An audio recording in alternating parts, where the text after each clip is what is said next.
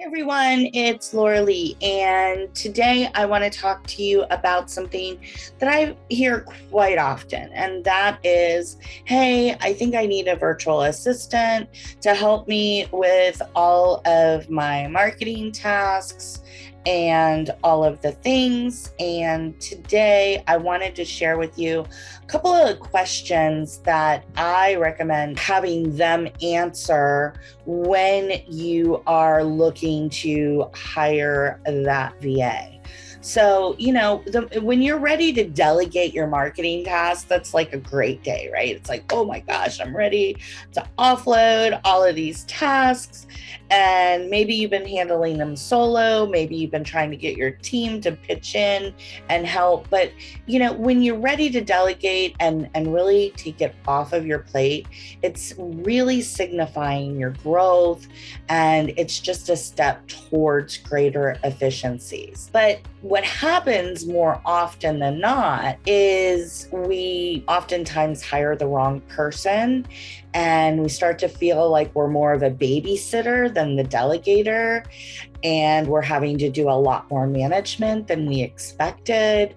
And instead of relief, we're ending up revisiting the tasks, correcting the errors, and essentially like doing the job twice. So to be honest, it's every type A's worst nightmare. So as many of you know, we serve as virtual fractional CMOs for several firms. And part of our job is like taking the pain out of that delegation process and then managing it. And trust me, we've probably seen it all. Our role often involves guiding the attorneys and even being a part of the hiring choices to ensure that the VA marketing assistant doesn't become a liability. So to help you navigate the decision, I've curated a set of 10 questions here that really have proven invaluable for our attorney clients to keep these on hand for the next time you're making a hiring decision. So let's get started. The first question is, what marketing tools do you use? It's really important for your VA to be adept with tools. Hopefully they're tailored for law firms, and hopefully their familiarity is with tools you're already using so that they can seamlessly integrate within your workflow. So oftentimes they're familiar with the common tools, and that's going to be a good fit. But sometimes through asking these questions, you can determine, number one, are they familiar with current tools that are being used? And more importantly, are they familiar with the tools you're using within your office? Because if they're not, it can create hiccups and it can create those bottlenecks in the flow of production of the work. So you want to know what tools they're using, what tools they're familiar with, and what tools they're recommending you use. The next question are, what kind of campaigns have they done in the past for law firms such as you, right? They should be able to explain to you various campaigns that they've implemented that have worked well for other firms similar to yours. A portfolio is going to be awesome if they can show you campaigns and they can show you designs and they can show you samples of copywriting that they've done. That's going to help you to better see that they can capture the voice, capture the emotional connection that we need to make when we're marketing for an estate and elder law firm. So tangible evidence of their expertise is what we're looking for here. Next, we want to know, how did they stay updated on the legal tech side of things? Are they familiar with the laws that change within estate and elder law? Or is that something you're going to have to be teaching them? And secondly, how do they stay up to date on the current trends, software, and marketing tools that are used in legal marketing? So you want to find somebody that is, taking an active approach in their education, not only in the niche that you are in, but also in the skill set that they're developing, right? Because somebody might know about legal marketing from 5 years ago, but things have changed drastically, right? So we need somebody that is staying current on what's going on. So what are they doing to broaden their education? How are they staying up to date? The next question is super, super important, and that is, how are they going to handle multiple projects, multiple clients? What is their strategy for that? Do they have a cap on the number of clients they work with? I've seen it time and time again in the legal marketing space, especially in our small niche of estate and elder law attorneys, where there will be a virtual assistant that is really great and does a fabulous job. And what happens when somebody does a fabulous job? Everybody starts singing their praises and everybody starts recommending them. And I've seen many times a virtual assistant take on too much and start to drop balls because they have too many in the air and they're not able to juggle them all. So really getting clear on that in the initial onboarding of working with a virtual assistant is going to be tremendously helpful. Like, how many clients are they going to work with? What is their cap? Are they giving your work to other people on their team? Do they work as a team, or are they solely working on your account? Lots of things to take into that question. Next is going to be really, how are they capturing your unique voice? Every firm has a unique, distinct voice of the firm, of how you're communicating. We know with estate and elder law, it's a very personal relationship that we have with our clients, with our prospects, with our referral sources.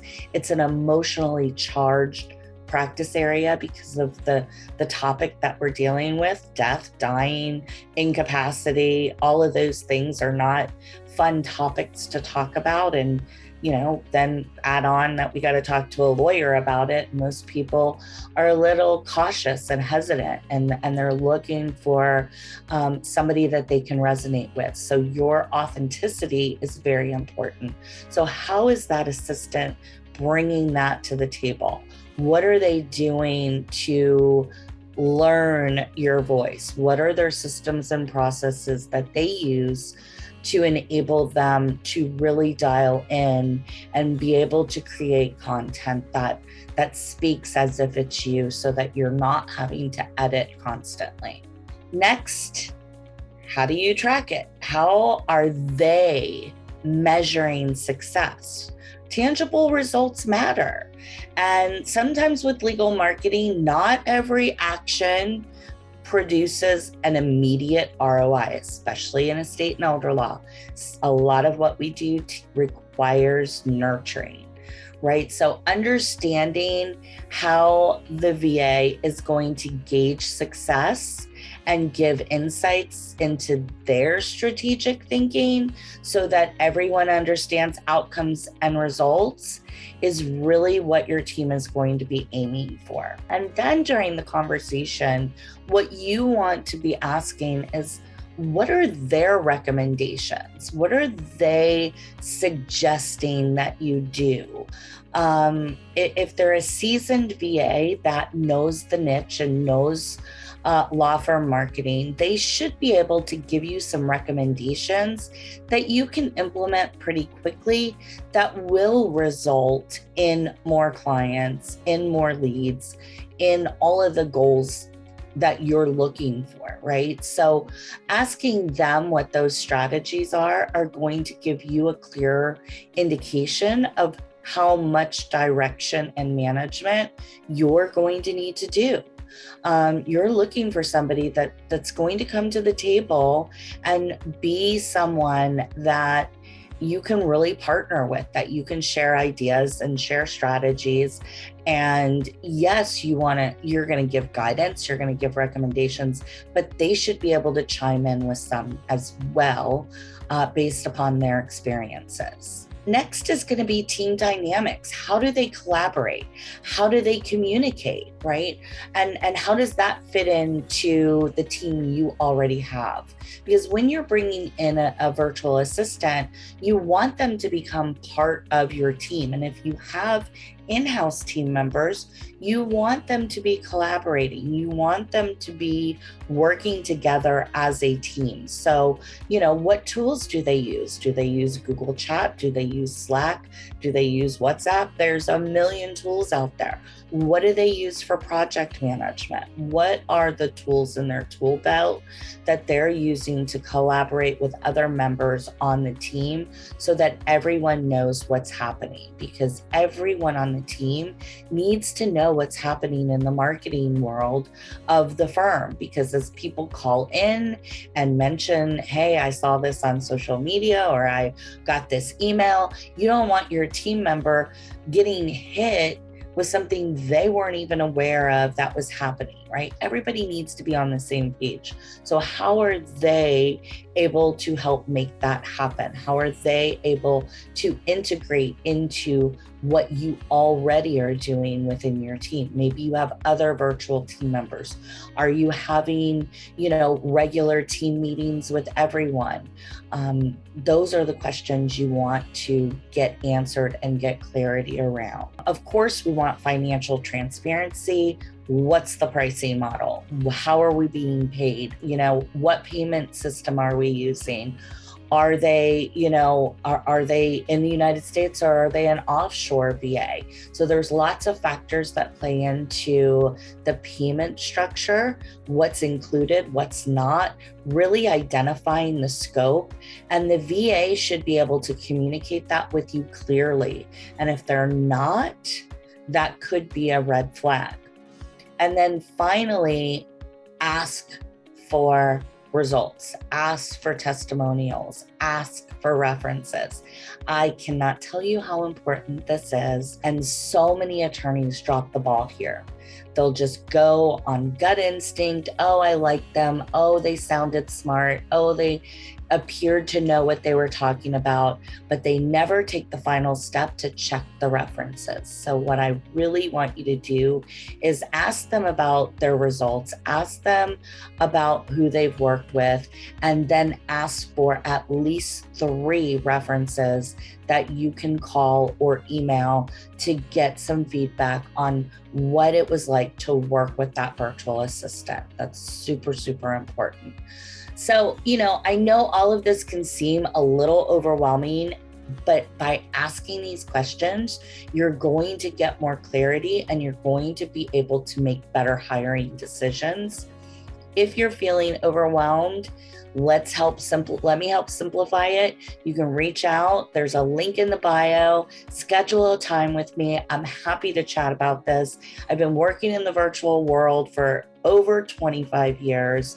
And I started out as a VA way before I had my agency, way before I worked as a fractional CMO. So I'm happy to give you insights on some of the red flags to look for and other things like that. Just book a time, no obligation, and I'd love to jump into this conversation with you. Have a great day.